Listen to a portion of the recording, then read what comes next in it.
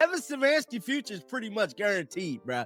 He finna be up out of there. Joe Flacco wasted no time getting it in on his former head coach. Guys, bro, I see why Mike Tomlin said what he said before the game. Because if you guys haven't heard, the Cincinnati Bengals put the beats on the Pittsburgh Steelers, bro. Joe Flacco threw for over 200 yards, no picks. Man, Joe Flacco looked like he could win the MVP quarterback, bro. I ain't lying, bro. He looked like MVP caliber performance, dog. What Joe Flacco did, legendary. I ain't lying. Kevin Stefanski is in the hot seat, man. We got fans pulling up receipts. We got members of the media pretty much saying him and Andrew Berry need to kick rock. Breaking news out of Cleveland. And this one's pure chaos. Joe Flacco, the comeback grandpa of the NFL, just unleashed on Kevin Stefanski and the Browns coaching staff. The calm veteran who's seen it all finally lost his cool. Whatever cracked inside that locker room wasn't small.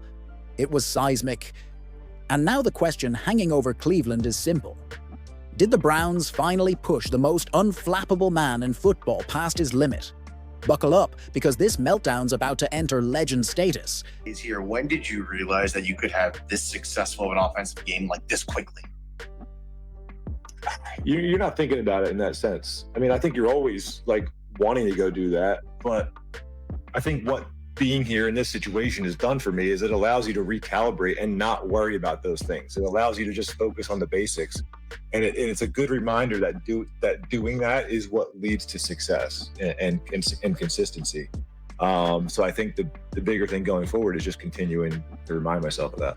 Oh, Cleveland, the land of broken dreams, missed field goals, and quarterback experiments that never learned their lesson. It's where hope comes to die, then somehow signs a one-year extension just to suffer again. And just when you think the chaos has hit its ceiling, here comes Joe Flacco. Yes, that Joe Flacco, rolling back into town to blow up the whole operation like it is his personal fireworks show. It's messy, it's poetic, and if you're new here, make sure to subscribe. It helps us a lot. You do that, Andrew? How could you do it? Why on earth did you feel the need to trade this guy to a division opponent for a 5th-round draft pick? Fireable offense. That is a fireable offense. I want to know how much longer the owner's going to watch this crap, because the fans have had it. We deserve better. You're worried more about your stadium than you are your football team. That's the perception, Jimmy. The Browns have spent years chasing a savior, throwing fortunes at false hopes, even dropping $500 million on a quarterback who still feels like he's buffering. And somehow, the guy they shipped off for a bag of peanuts strolls back in and makes them look like the JV squad of NFL front offices. Because Joe Flacco didn't just win, he turned their whole operation into a punchline. He humiliated the Browns without even needing to wear their jersey. Joe Flacco just exposed Kevin Stefanski, showing us everything wrong with the Browns offense. And after hearing this, it's clear Shedeur Sanders need to be traded. Joe Flacco just exposed Kevin Stefanski and the Cleveland Browns offense. Joe Flacco threw for 342 yards and 3 touchdowns on 47 attempts and 31 completions. Cleveland, did you get rid of Joe too? Cleveland, did you get rid of old Joe too soon? I don't know the best way to explain it, but it seems like every quarterback that leaves Cleveland, if they was in that horrible organization, then they left them, they on a different path to where they about to become a superstar again. In this case, Baker. Flacco reminded everyone that experience, composure, and an actual functioning football brain still matter. 3 things Kevin Stefanski and Andrew Berry apparently forgot somewhere in their glossy, team-building PowerPoint. The man looked like an MVP dropped straight out of another era.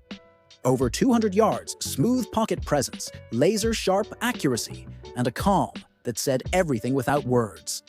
It was pure vintage quarterbacking. The kind that quietly screams, "Remember me, I was elite before you even had Wi-Fi."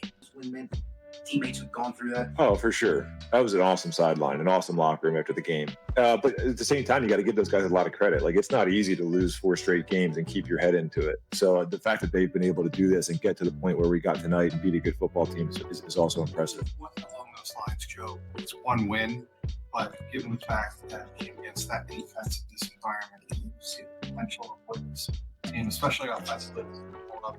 Yeah, you sure hope so. You hope you can come in here and play well. And you always want to, like, especially when you get guys that are good at playing football, you want to go show them, like, hey, man, like, we're going to be able to do. The man's practically fossilized, but somehow he is out here shredding defenses like he is farming XP points on rookie mode. Meanwhile, back in Cleveland, Stefanski's headset might as well have been tuned to smooth jazz. The Browns' offense looked like it was being piloted by a Roomba, spinning, bumping into walls, recalculating, then spinning again. You could see it on the fans' faces. That blank mix of disbelief and heartbreak. They weren't just watching Flacco succeed. They were watching their own organization get exposed in HD. And the irony? Beautiful. Flacco didn't even need to talk big afterward. He just stood there, calm as ever, with that perfect dad energy. The kind that says, I told you not to touch the thermostat, while the whole house burns down. Then he casually mentioned broken plays turning into touchdowns. And somewhere, you could practically hear Cleveland's entire coaching staff frantically Googling broken play success rate. Allow these people to do this? You have the worst offense in the league? Your GM screwed this quarterback thing up like I've never seen in my life. I've never seen anything like it. Kids that play Madden could have done a better job. Truly, that's not hyperbole. It's a joke. It's a joke. This franchise has become a joke. You could almost feel the ghosts of Browns quarterbacks past clapping somewhere. Johnny Manziel, Baker Mayfield, maybe even that poor guy who started one game and then vanished into witness protection. They're all out there shaking their heads like, that could have been me. If only they'd had a clue. And here we are again, Stefanski back in the hot seat, like it's Cleveland's favorite annual tradition. New year, same panic. Same coach with that 1,000-yard stare that quietly screams, if I stand still long enough, maybe they'll blame the water boy. Fans aren't holding back either. They're out here pulling receipts.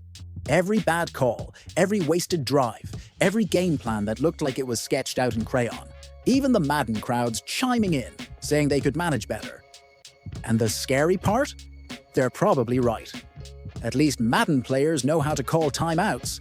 Meanwhile, the Browns' front office is getting roasted like at open mic night at the comedy club. Andrew Berry's gone radio silent. No interviews, no statements, nothing. Dude vanished faster than a Browns playoff lead in the fourth quarter. You're down there looking like an MVP for the Bucs. And Joe Flacco ain't even left Cleveland for a full 2 weeks. And he already done threw for more yards and touchdowns than he did in Cleveland. Come on now, what's going on? I think Mike Tomlin was right. Maybe Andrew Berry's smarter than all of us. He don't know why the Browns traded Joe Flacco, a veteran, to a division rival that they gotta play again, and Mike Tomlin knew they gonna have to play Cincinnati against Joe Flacco. But Joe still didn't know the play. And he beat a Steelers team that demolished the Cleveland with Dillon Gabriel. Fans are looking around like, wait, did we just trade away the only quarterback who actually knows what he's doing? And it's not just about one game. It's about what that game exposed. The Bengals, led by the guy Cleveland dismissed, just handed the Browns a public lesson in composure, confidence, and leadership that no stat sheet can quantify. Flacco looked like he'd been running that offense for years, while the Browns looked like a group project where nobody read the assignment. You can't script this kind of irony. Cleveland trades away Joe Flacco, watches him dismantle a division rival, and then spends the next 48 hours pretending it's all part of some strategic rebuild. Please, the Browns' quarterback room has seen more turnover than a bakery, and the fans have finally hit their breaking point. Meanwhile, Kevin Stefanski's up there in front of microphones trying to justify it all, sounding like a man explaining a group text gone wrong. Every post-game presser feels like a TED Talk on how to waste talent, and somehow he still insists the system works. That's the Browns' eternal slogan: trust the process. The problem? The process keeps trusting the wrong people. He makes those decisions. I trust they did. We talk about every decision we make. They wanted Joe. They made the phone call. Obviously, it gives Joe an opportunity to go play again. I trust in our decision. It's a young room, but I believe in those guys. That they're all working very hard. Obviously, Bailey's the elder statesman right now, but Sean's in there, to provide great insight to the young guys. And, I trust in Coach Musgrave, Coach Reese. First, I'd tell you is the Joe trade took us by surprise. That was not something that we saw coming. They called us, and that's it's happened. Browns fans are exhausted. They've seen this movie 1,000 times, and the ending never changes. It's heartbreak, memes, and another round of press conferences that sound like apologies wrapped in false optimism. At this point, the Cleveland faithful deserve a refund for emotional damages. You can practically picture them sitting in a church basement somewhere, forming a support group. Hi, my name's Dave, and I believed in Kevin Stefanski. Because somehow, Cleveland always finds a way to self-destruct. And this time, the wreckage came courtesy of a man they once labeled washed, Joe Flacco. Meanwhile, he's out there vibing, turning busted plays into highlight reels, cracking jokes about his coach's accent, building chemistry with his receivers like they've been running routes together since high school. That's what real football looks like: instinctive, connected, alive. Meanwhile, the Browns are over there trying to reinvent the wheel, except theirs is square and made out of papier-mâché. Now, the frustration's boiling over, and the target's shifted. Ownership's under fire again, with Jimmy Haslam, the man who collects head coaches like baseball cards, right back in the crosshairs. Blame Andrew Berry. How dare I just blame Kevin Stefanski? No, it's all there for you. Daryl, so what did you think watching last night's game? Well, I think it's certainly an indictment of the state of affairs with the Browns right now, because we had all assumed that Joe Flacco was washed up and he couldn't do it anymore. And then he goes out and does that on national television, beats the Pittsburgh Steelers. And we certainly now understand why Mike Tomlin was furious that Andrew Berry basically gave Joe Flacco to the Cincinnati Bengals. But the Browns organization looks like a bunch of stooges this morning, which they are. People are saying Jimmy Haslam cares more about expanding the stadium than fixing the roster. And honestly, that might be the nicest thing anyone said about this franchise lately. Because right now, Cleveland doesn't look like a football team. It looks like a circus, and not the fun kind. This one's got broken rides, sad clowns, and a popcorn machine that keeps catching fire. Every analyst on TV is asking the same question: how does this keep happening? How does a team stacked with talent keep tripping over its own shoelaces? And how is the guy they gave up on now out there looking more composed than their entire operation combined? The answer's not complicated. It's bad leadership, plain and simple. Flacco's command of the offense looked effortless. You could see it in his eyes, calm, confident, and absolutely relishing the chance to prove everyone wrong. That kind of energy is contagious. His teammates felt it, the sideline fed off it, and for a moment, the field looked alive again. Meanwhile, across the way, the Browns stood stiff, disconnected, and visibly frustrated, like a team quietly screaming, "Why can't we do that?" Andrew Berry trade Joe Flacco to force Kevin Stefanski to move Shedeur up the depth chart. Now, obviously, turning a 6th-round pick into a 5th-round pick was the result of that deal, and that's cool. That's great. That's a good outcome. But was there also another benefit of the trade from Andrew Berry's perspective? So that strategy, that tactic, if the coach of the team, and this was the Oakland Athletics at the time, the baseball team, but this happened before. If the coach of the team is unwilling to play a player that you, meaning you, Paul DePodesta, or the GM, the front office, whatever, the truth hurts, and Cleveland's been dodging it for years. This franchise has turned football into a science project, chasing fancy schemes, shiny analytics, and every next-gen buzzword they can find. But football's never been about spreadsheets. It's about instincts, leadership, and execution. 3 things Joe Flacco just gave them a brutal reminder of. After the game, Flacco got reflective, talking about his family, his kids, and what perseverance really means in this league. Meanwhile, somewhere in Berea, Kevin Stefanski's probably hunched over a whiteboard, trying to explain to ownership why his elite offensive system can seem to crack 17 points. You could almost hear the football gods laughing. The Browns treated Flacco like a lawn chair they didn't need, and now the joke's squarely on them. Cleveland media's in full meltdown mode. Radio hosts losing their minds. Fans tossing jerseys. Timelines turning into digital therapy sessions. And it's not just the loss that hurts. It is the way it happened. Because nothing burns deeper than being publicly exposed by your own mistake. When the room looked like they're the dumbest, Kevin Stefanski is going to have to answer for why that happened last night, and we're stuck watching a team that can't score more than 17 points in a game with him calling plays on the sideline, putting game plans together. Andrew Berry needs to get his butt front and center and start answering some questions. I've never heard of a GM being completely inaccessible after trading a week 1 starting quarterback and also trading your... It's almost hilarious. These are the same people who love giving TED Talks every draft week about their vision for the future. Well, where's that vision now? Probably hiding in a broom closet somewhere in Berea. Andrew Berry was supposed to be the architect of this team, but right now, the blueprints look upside down. And if he's not careful, his job might be sitting right next to Stefanski's on the chopping block. Because Browns fans aren't dumb. They get it. The GM buys the groceries. The coach cooks the meal, and when dinner tastes like disaster, you don't just blame the chef. So now the narrative's shifting fast. If one goes, both go. A 2-for-1 clearance sale in the coaching department.